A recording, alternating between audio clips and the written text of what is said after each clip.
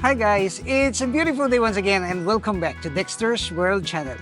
For today's video, we're gonna announce another winner for our Dexter's World t-shirt, and that is Michael A. Duforle. Michael, congratulations. I think he's from the US of A. I don't know, he's a foreigner. And thank you, Michael, for your support. Thank you for making comments. And those of you who are not yet able to receive your gift, of course, you have to subscribe and make some comments so that we can do a raffle and you have a chance to win our Dexter's World t-shirt. For today's video, we're gonna mention about some diseases, deadly diseases for our goats. Because if you will not observe or if you are not aware of this disease, this will actually ruin your entire farm of goats. And a little later, we're gonna mention at least 5 diseases that we have to watch so that we can immediately address, and of course, we can also practice prevention so that this will not occur. For the meantime, just allow me to let you see the conditions of our breeder catfish that we have transferred before. 2 days ago. And I have here some azola and these pellets. I used to mix them together so that they will eat the commercial pellet and the azola as well. And you will see that this hungry catfish would actually like to eat this azola and the feeds because this is already the usual food that we're giving them. They're used to eating this one. And please witness as I'm gonna drop this one and you will see how voracious these catfish are. So we will do this.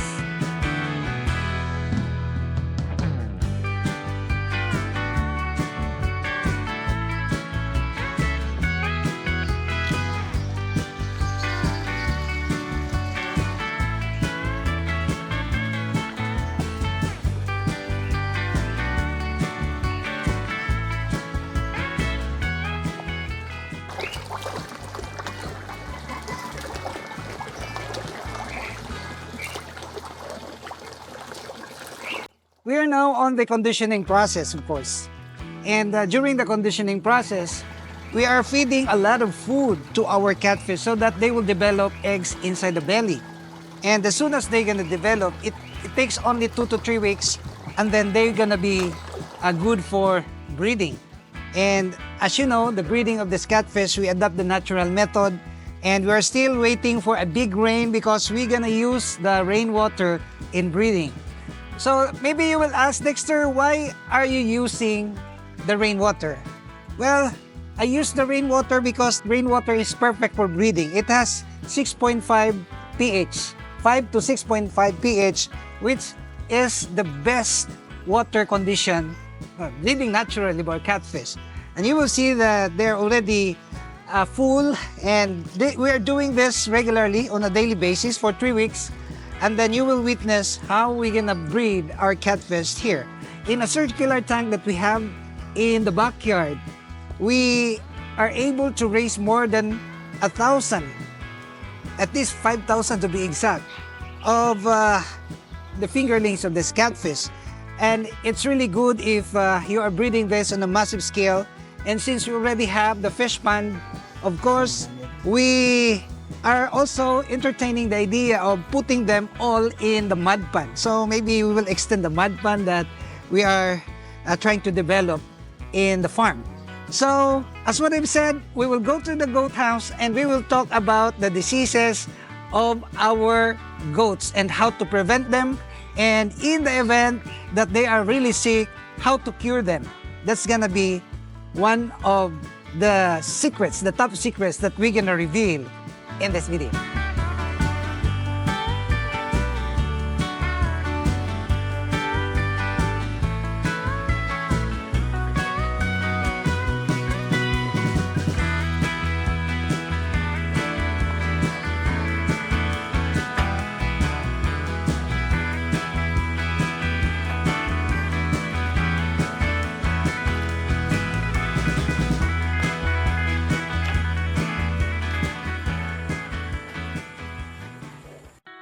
Before we're gonna talk about the disease, of course, we will talk about how to prevent disease, because we don't want that our goats will contract virus.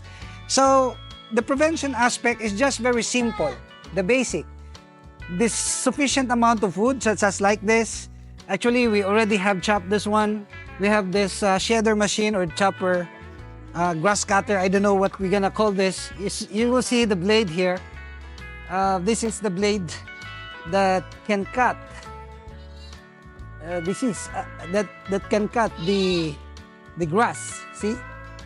So just like that, and then as soon as the grasses are already chopped, then we will give this to our goats, of course. And you will know that the sufficient amount of food is really very important. You cannot allow your goats to become hungry, because these goats are voracious eater. They can eat a lot of grasses. So we will give them, very angry now. If you will delay the giving of the food, the goats will become angry and they can use their horn. And maybe that's the reason why we have to dehorn the goats, because, you know, the buck like this can already destroy the cage. Hello, Rudy. Rudy is very angry. And yes, we will give them. So one aspect of disease prevention is to give them a sufficient amount of food.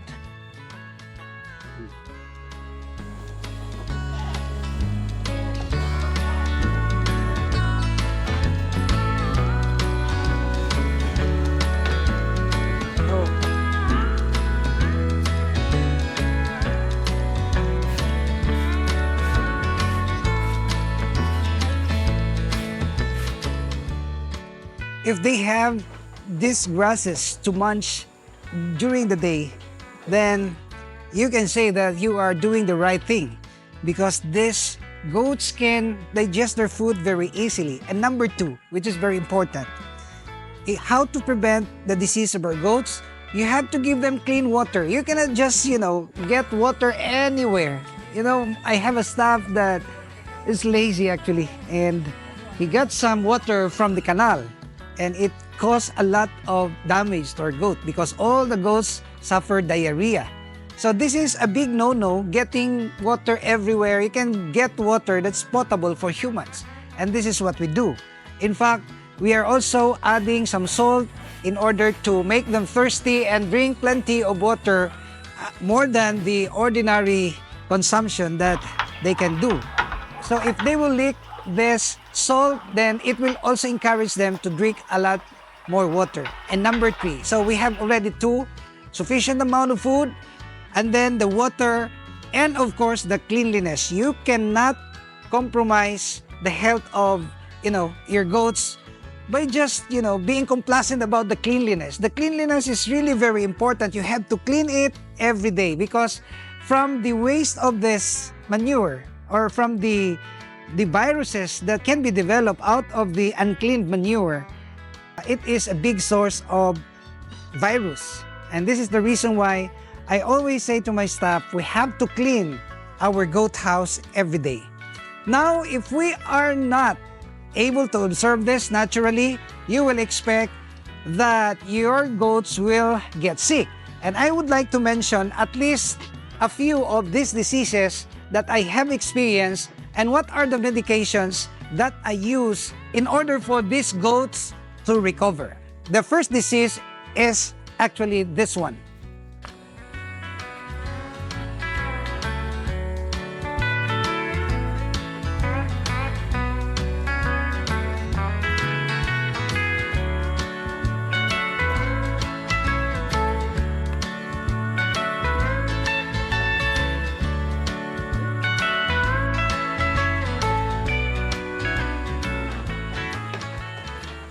So guys, here are the 5 major diseases that commonly affect goats, and this is my experience. And we also would like to say some medicines for the treatment. Of course, I experience our goats to suffer pneumonia. This pneumonia often due to bacterial and viral infections such as stress, poor ventilation, and very cold and wet conditions. That's why I said that in our goat house, we cannot allow our goats to become wet. So the symptoms of this pneumonia, of course, is coughing, nasal discharge, we have the fever, difficulty in breathing, and of course, the medication. So for the medication, I use antibiotics.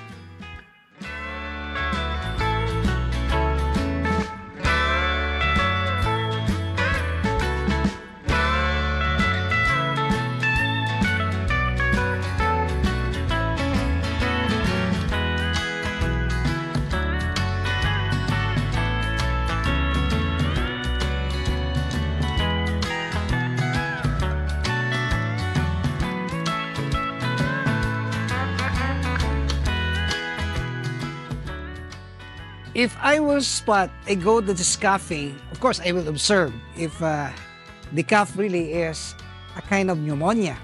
But if I am sure that the cough is already progressing, then we have to immediately treat that with antibiotic. And I use the Sustalin,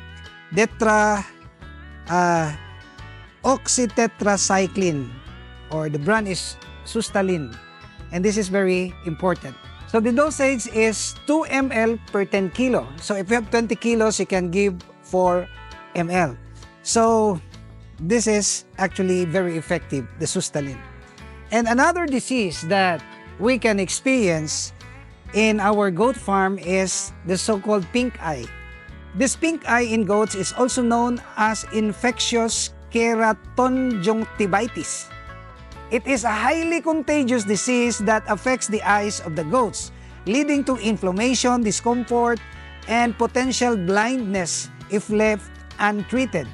So these are caused by bacterial infections. And if you will spot that your goat is already suffering from this kind of disease, the pink eye, meaning the eyes are already bulging, then we have to treat that with antibiotics. And of course, you have to isolate that goat that is infected because this is highly contagious. And again, we will recommend that you will use the oxytetracycline, the Sustalin. And the dosage that I have mentioned earlier is still good for this disease. And I have experienced this myself, and this is very effective. So the treatment is good for 5 days, is as what I have observed. And you have to give that on the daily basis until 5 days. And this is really very effective. So the pink eyes treatment is actually manageable, and I have survived this kind of disease here in the goat farm.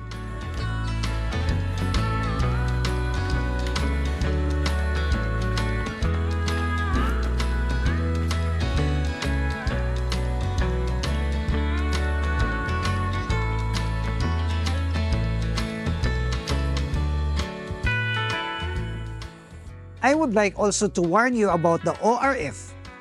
The ORF is the sore mouth that's very contagious, eczema. It's a viral infection caused by the parapox virus, highly contagious and zoonotic, can spread to humans actually. And you will see if there are sores in the mouth or scrubs around the mouth, lips, nostrils, and feet, you will have to immediately treat that. And I use the Quick Heal to spray around the mouth of this infected goat. And of course, we have to treat them with antibiotics. So far, these are the 3 major diseases that I have experienced here in the farm. And as what I've said, if you will maintain a goat farm, you have to prepare your treatment, antibiotics, and you also have this dewormer. Of course, the diarrhea is also caused by internal parasites, so you have to regularly deworm your goats. And don't worry, because in our next video, we're gonna show you our program of deworming.